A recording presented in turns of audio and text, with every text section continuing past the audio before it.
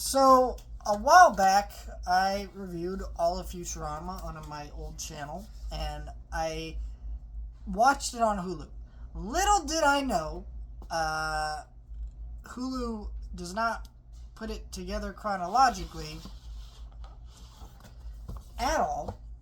And so now that I have this DVD box set, I wanted to review all the seasons and the TV movies individually, except for the Hulu run of stuff, because I've done those all episode by episode. I don't feel like that's really necessary for me to go back to.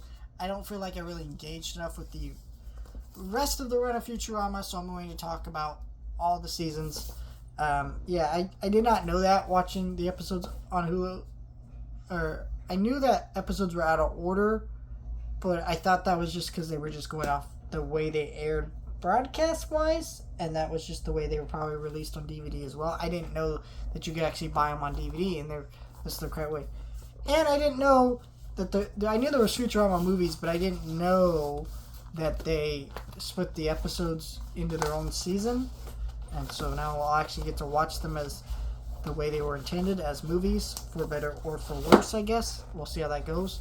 But today we're going to talk about Futurama Season 1. And, by the way, if you want this box set, here in the States, this thing's going out of print. I think it might already be, it runs about $80. And there's 8 colors in here, so, and it's a great nifty set. It's pretty massive, so I recommend picking that up. But anyways, this first season is great. I think there's a lot of standouts here in this season. I think what I'm going to try to do is like I did with Smallville, where I talk about my favorite episodes and my least favorite episodes. I think for me, there isn't any bad episodes in this run. There's a couple that got close to me, which is the episode, I'm looking for it here. Where is it at?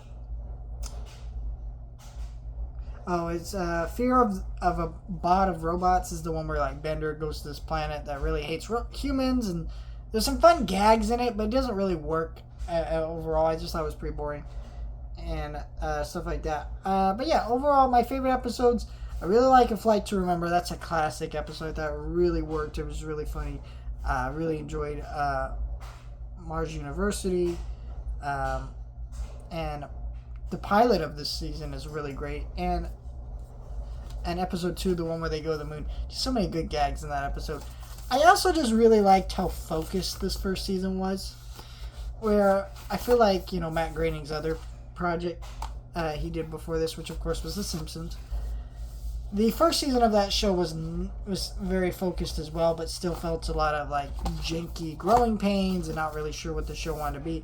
Where here from the show beginning, like that first pilot, the show immediately knew what it wanted to be. The only thing that felt off in that first pilot was that in that first pilot there's an obsession over career chips, which we never hear brought up again after that first episode, to my knowledge. And if it is, it's like a background gag. It's very weird that they focus on it so much. That is clearly not a part of the Futurama lore that ever really stuck. It was very strange. And it's even played off as a gag in that episode, so it's just weird.